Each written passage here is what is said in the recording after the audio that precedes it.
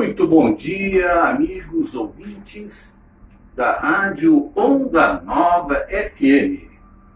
Estamos iniciando mais um programa Enigmas do Espaço.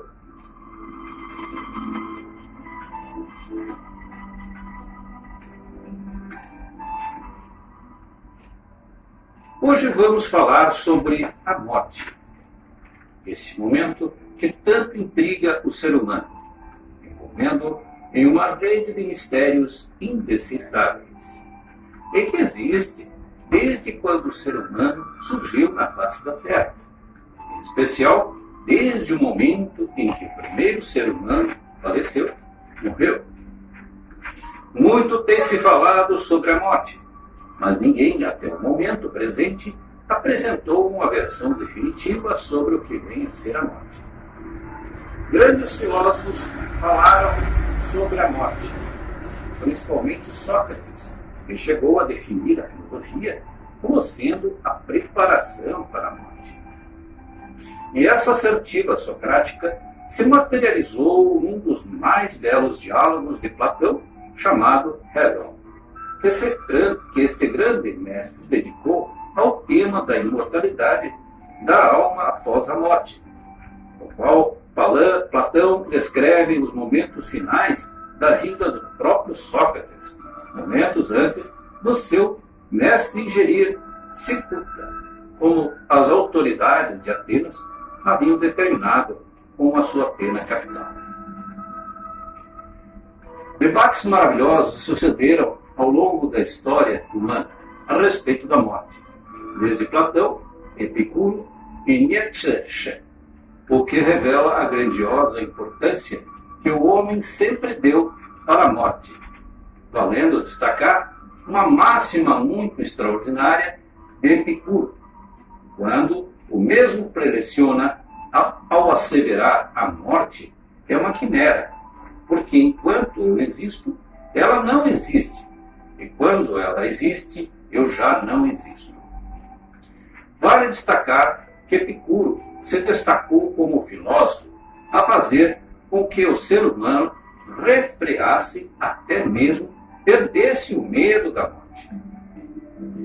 Nietzsche, esse grande filósofo prussiano, hoje alemão, que escreveu obras memoráveis criticando a religião, em especial a morte, destacando até mesmo os seus pronunciamentos sobre a morte de Deus. Tinha como filosofia central a própria afirmação da vida, deixando para a interpretação futura o desejo entre a morte voluntária e a morte covarde, assim como a análise da relação entre o homem e o tempo. Ao chegarmos a Heidegger, nos deparamos com uma conclusiva afirmação de que o homem é um ser que caminha para a morte. Por tal razão, deve avaliar a sua relação com o mundo, com a vida, que se concretiza com os conceitos de preocupação, complexo, culpa, angústia, etc. Considerando as observações de Montaigne, estaremos diante de um ensinamento interessante, quando ele diz que meditar sobre a morte é meditar sobre a liberdade, que existem duas formas de se enfrentar e estudar a morte, uma através do estudo e outra através da contemplação. Vê-se, pois, que através dos séculos, passando pelos grandes pensadores da história humana, verificamos que a morte sempre foi e ainda é um grande mistério. Esse mistério conduziu o homem, desde os tempos remotos, caminhar pelas religiões com o intuito de encontrar as respostas e as explicações sobre o fenômeno chamado morte.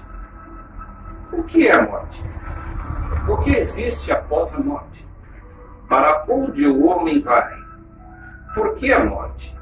Quem a comanda?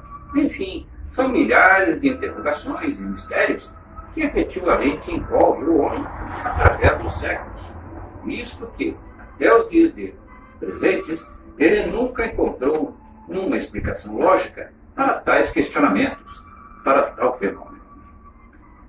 Se colocarmos na meta de análise Todas as teorias, pensamentos, conclusões, visões, entendimentos sobre a morte, verificaríamos que, quando a ciência não tem resposta para esta questão quase infinita, que é a morte, as religiões se apresentam com a pretensão de ajudar o homem a enfrentar e lutar contra as inquietações causadas por uma das piores dores que se pode sentir, causada pela morte de um ente querido. Quando se trata de sua própria morte, o medo assume o comando da imaginação humana. As religiões se preocupam tanto com a dor que o ser humano sente diante da morte de um ente querido ou até da perspectiva da sua, que criaram o luto como forma de amenizar essa dor, durante um pequeno período em que o sofredor começa a descarregar a dor e sofrência. Não existe uma religião que não nos traga uma explicação para a morte, embora quase nenhum possua uma conclusão definitiva, concreta, de maneira que, para não nos alongarmos demais, destacamos os pensamentos das religiões mais cultuadas do planeta, senão vejamos. Para o budismo, a vida e a morte são uma unidade, não se separam. Tudo a cada instante está nascendo, morrendo, e logo não há nascimento a ser desejado, nem a morte a ser rejeitada. Dentro do quadro imenso do universo, os seres estão em movimento e cada um carrega uma personalidade perecível. O budismo nega o eu eterno. Os seres morrem e renascem, abandonando a ideia do que foram. Buda dizia que o corpo morto é uma carroça quebrada e não pode arrastar uma carroça quebrada. Ou seja, devemos nos desapegar dessa forma. O budismo japonês não nega nem afirma categoricamente esse processo. A vertente tibetana aceita a volta do espírito em outras vidas. Para os discípulos dessa corrente, depois da morte do corpo, o físico, a consciência cumpre 49 etapas em 49 dias, a fim de se reorganizar. Depois, o renascimento em algum nível de realidade, seja humano, animal ou inanimado, determinado pelo karma vivido, seus fatos e as circunstâncias influenciaram a vida da pessoa depois da morte, continuaram a produzir efeitos e consequências na trajetória dela. Os budistas criaram alegorias para entender o que acontece depois desse plano. Cada um terá a sua própria experiência. Portanto, cabe aqui uma única recomendação: faça o bem a todos os seres. Afinal, não há criaturas piores ou melhores. Todos somos interligados, cada espécie com sua função e necessidade no mundo. Para o Candomblé. O Candomblé compreende diversas vertentes. Respondo pelo Candomblé contemporâneo, que agrega conceitos de filosofia, psicologia e tradições orientais. Sob a tal perspectiva, se o indivíduo leva uma vida imbuída de verdade, o pós-morte será uma extensão de suas ações, portanto, uma passagem confortável, sem julgamentos. Tal passagem pode ser facilitada também pela influência dos orixás, entidades que representam o vento, o mar, a mata, assim por diante, que lhes servem de guias espirituais. Acreditamos no processo evolutivo da reencarnação e na existência de reinos espirituais para onde se encaminham os mortos dedicados a cada tradição religiosa. Essas comunidades interagem, não há fronteiras entre elas. Depois da morte, o tempo é relativo e o espírito pode ser resgatado ou não. Tudo dependerá de como usou o livre-arbítrio. Quem realiza esse resgate nas comunidades espirituais são espíritos de luz, como velhos, caboclos, índios e as companheiras que receberam quem chega e também transmitem ensinamentos com vistas à evolução. Depois de sucessivas reencarnações, o espírito pode optar por servir aos homens encarnados como ser de luz e não mais retornar à Terra. Ainda assim, segue trabalhando pelo próprio próprio aprimoramento. Para o catolicismo, o fundamento da fé na ressurreição se encontra no fato de que Deus ter ressuscitado seu Filho Jesus. Morrer e ser ressuscitado significa chegar a uma ampliação plena da cognição, de tal maneira que só na morte a pessoa tem a possibilidade de conhecer com clareza total e absoluta o significado e as consequências de sua vida divina, no nível individual, socioestrutural, histórico e cósmico. Ela própria, junto com Deus, e com base nos parâmetros dele, julga sua trajetória, percebendo em que, à medida que correspondeu ou não às diretrizes divinas. Tal processo é conhecido por juízo final. Na morte, Deus oferece a cada pessoa uma última oportunidade de conversão, um momento chamado de purgatório. No entanto, ela pode se negar a aceitar os critérios superiores por ele estabelecido. Ao agir assim, criaria para si uma situação degradante, o inferno. Deus quer que todas as pessoas alcancem a plenitude, o céu, que significa a comunhão plena e íntima com Ele. Dessa forma, o ser humano fica para sempre amparado pelo amor divino, numa felicidade total, além de viver em comunhão com seus irmãos e irmãs. Para o Espiritismo, de acordo com a doutrina espírita, o espírito, essência de ser, continua vivo depois da morte, que só atinge o corpo que encontramos no outro lado, reflete o que realizamos na Terra. É uma consequência justa baseada no merecimento. Desencarnação é o processo de libertação do espírito. No entanto, esse pode ficar apegado a dores, paixões, vícios, materialismo, preocupações. O desligamento do plano material consome dias, meses ou até anos. E há inclusive aqueles que não sabem que desencarnaram. Por isso é importante termos em vida a compreensão de que haverá continuidade, de que não faremos a travessia sozinhos. O espírito é acompanhado por amigos espirituais e familiares. Portanto, amigos, deduzimos que todos esses estudos, desenvolvidos por séculos e séculos, que marcaram a caminhada do ser humano por este planeta, não conseguiu uma humanidade e muito menos uma resposta conclusiva e direta sobre esse fenômeno chamado morte.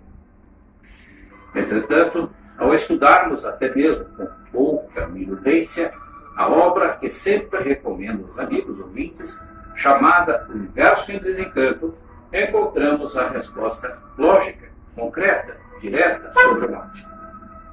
De início, essa obra extremamente cultural e mal interpretada pelo preconceito, pelos assodados, nos mostra com solar clareza e de maneira incontestável que a morte não existe.